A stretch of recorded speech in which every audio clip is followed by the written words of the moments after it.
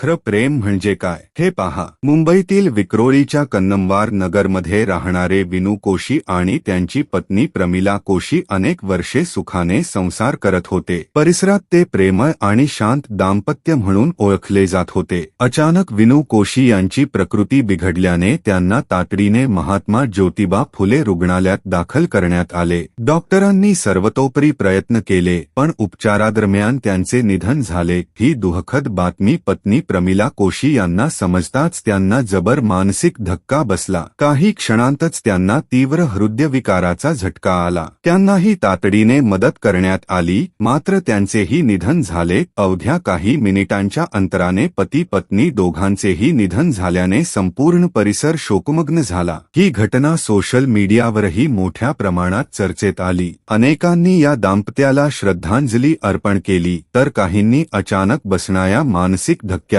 आरोग्यावर किती गंभीर परिणाम होऊ शकतो याकडे लक्ष वेधले. हा प्रसंग आपल्याला दोन गोष्टी शिकवून जातो: नात्यांची खरी किंमत आणि जीवनाची अनिश्चितता. अशा प्रसंगी आपल्या जवळच्या व्यक्तींना भावनिक आधार देणे आणि गरज भासल्यास तातडीने वैद्यकीय मदत घेणे अत्यंत महत्त्वाचे असते. या दुर्दैवी घटनेने अनेकांच्या डोळ्यात अश्रू आणले आणि आयुष्य किती क्षणभंगुर आहे याची पुन्हा एकदा जाणीव करून दिली.